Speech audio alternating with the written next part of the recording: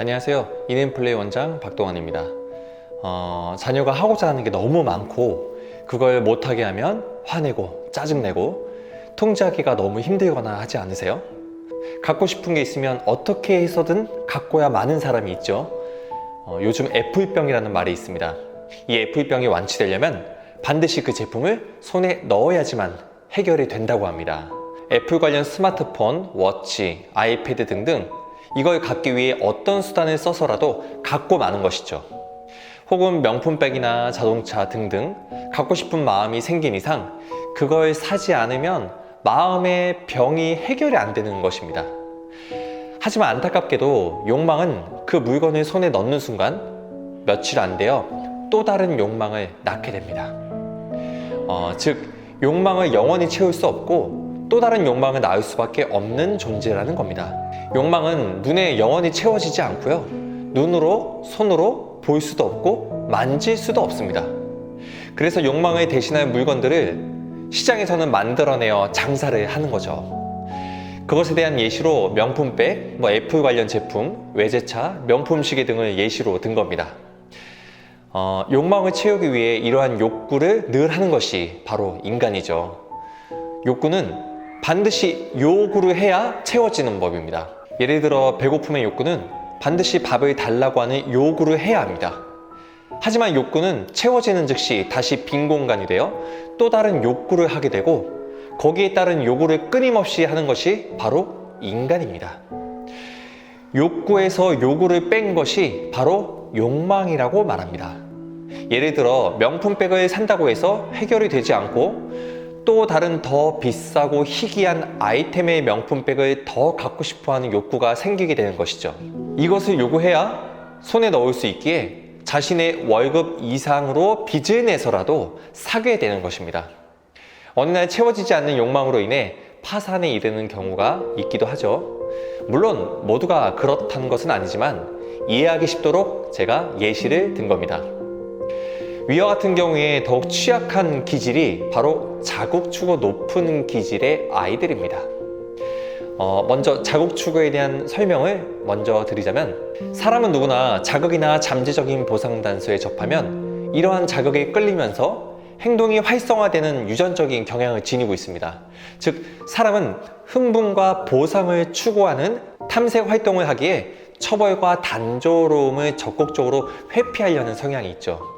자국추구 기질이 바로 이러한 기질적 성향에서 개인차를 측정하는 척도입니다. 자국추구가 높은 사람은 성미가 급하고 쉽게 흥분하며 탐색적이고 호기심이 많죠. 또한 충동적이고 열정적이면서도 쉽게 지루해하고 자유분방한 사람으로 기술이 됩니다. 이런 사람들은 자극적인 모험을 추구하며 낯선 장소나 상황을 탐색하는 데 흥분을 느끼죠. 즉 구조화된 단조로운 작업을 지루해하고 견디기 힘들어해서 변화를 일으키려 하죠. 종종 즉흥적인 인상에 따라 충동적으로 행동하고 감정 변화가 많습니다. 일반적으로 돈이나 에너지를 절제하지 못하고 감정 절제도 어려운 편이죠. 또한 이들은 규칙이나 규정에 매이는 것을 좋아하지 않고 좌절스러운 상황을 잘 견디지 못합니다. 하지만 장점도 있습니다. 새롭고 낯선 것일지라도 열정적으로 탐색한다는 데 있습니다. 따라서 이들은 남들이 예견하지 못하는 숨어있는 보상을 잘 발견하죠. 하지만 단점은 욕구가 좌절될 때 쉽게 화를 내거나 의욕을 상실한다는 것입니다. 따라서 대인관계에 있어서 불안정하고 일에 있어서 지속적인 노력이 부족할 수 있습니다. 이런 기질의 아이들일수록 스스로 욕구 조절 능력을 가질 수 있도록 반드시 개입해줘야 합니다. 원하는 것을 바로바로 해주시는 것도 물론 중요하지만 인생은 원하는 대로 되지 않는 게 당연한 법칙입니다. 24개월 미만에는 원하는 것에 대한 충족을 바로바로 해주는 게 맞습니다. 하지만 36개월부터는 아이들에게 욕구 조절 능력, 만족 지원 능력, 자기 욕구 인지 능력을 키워줘야 합니다. 이런 부분이 어릴 때 교육이 안 되면 성인이 되어서 자신의 욕구가 너무 강해 위에 설명드린 것처럼 뭔가에 집착하는 경향성이 나오기도 하고 그 집착에서 쉽게 빠져나오지 못하고 빠져나왔다 하더라도 다른 것으로 그 욕구는 방향을 틀어 또 다른 요구를 하게 됩니다. 예를 들어 어릴 때 포켓몬스터에 집착하는 아이가 커가면서 그 나이대에 유행하는 것으로 욕구의 대상이 바뀌는 것이죠. 성인이 되어서는 잘못된 성공이라는 욕구가 생겨 무작정 사업을 오픈한다거나 직장을 매번 바꾸면서 정착하지 못하고 그로 인해 전문성이 없다거나 등등 이런 사태가 벌어지게 됩니다. 집중과 집착은 다른 것입니다. 집착의 다음이 중독이라고 표현하죠. 집중은 내가 스스로 조절하는 능력이 되는 것을 집중이라고 말합니다. 집착은 내가 먼저 해야 할 것을 하지 않고 하지 말아야 할 것을 자꾸만 하게 되는 행위를 말합니다. 중독은 그 이상의 단계로 사회생활과 집단생활, 규칙적인 생활이 불가능할 정도를 말하는 거죠.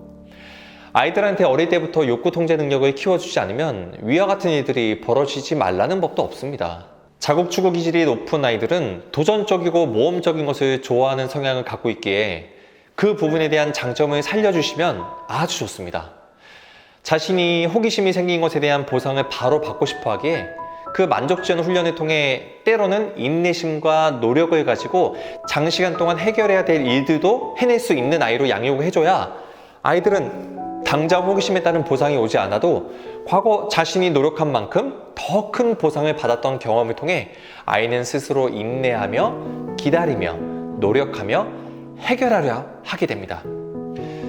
이럴 때 자구추구 높은 기질이 빛을 발하게 되는 거죠. 어떤 부모님들은 자구추구 높은 아이가 원하는 것을 무조건 허락하는 부모님들이 계십니다.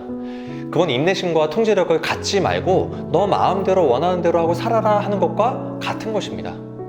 그렇게 성인이 되면 욕망이 커지고 그에 따른 자신의 상황과 노력은 배제한 채 무작위로 욕구에 따른 충족만 당장에 해결하려는 경향성을 보이게 되죠. 인인플레이 수업 안에서도 자구추가 높은 아이들 중에 자신의 욕구대로 수업 방향을 이끌어가려는 아이들이 있습니다.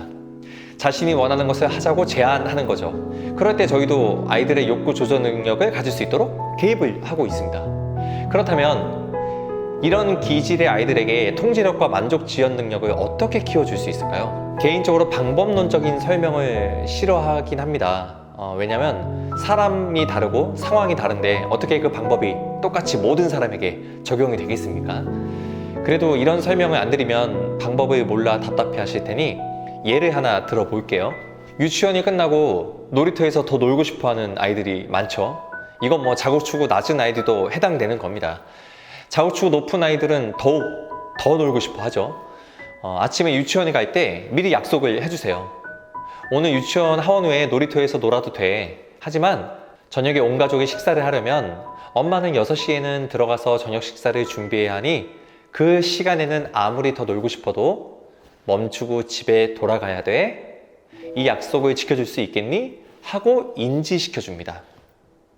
그리고 하원 후에 놀이터에서 놀기 전에 아침에 했던 약속을 다시 한번 인지시켜 주시고 마음껏 놀도록 해주세요. 그 시간만큼은 신나게 놀게 해주세요. 그리고 6시가 되어가기 10분 전에 아이에게 10분이 남았으니 그때까지 마음껏 놀라고 알려주세요. 그리고 시간이 되었을 때 아이가 더 놀고 싶다고 안 들어간다고 하면 우리는 약속을 했고 그 약속은 반드시 지켜야 한다는 것을 알려주셔야 합니다. 그리고 시간이 되었으니 가야 한다며 아이가 화를 내거나 삐지거나 떼를 써도 부모님은 절대 화를 내지 마시고 단호하게 가르쳐서 집으로 가도록 해야 합니다. 그리고 삐져있는 아이에게 말씀해 주세요. 재미나게 놀다가 중단하고 집에 가려고 하니 쉽지 않다는 걸 엄마도 잘 알아.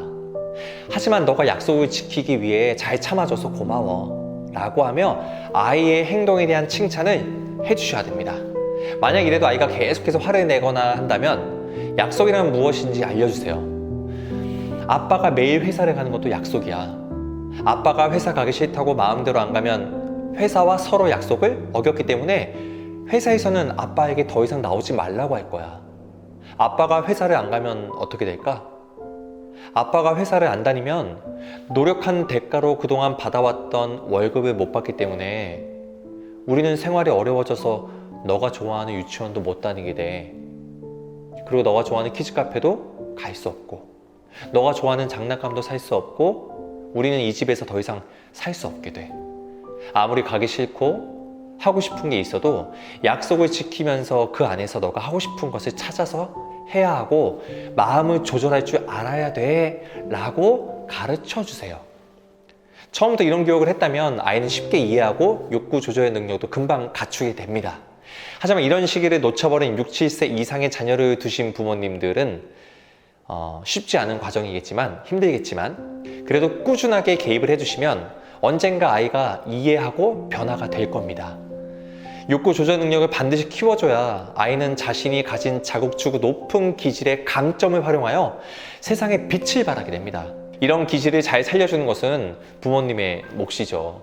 특히 맞벌이 하시는 부모님은 경제활동과 육아까지 힘드시겠지만 처음이자 마지막 기회인 유아동기 시기를 반드시 놓치지 마시길 바랍니다.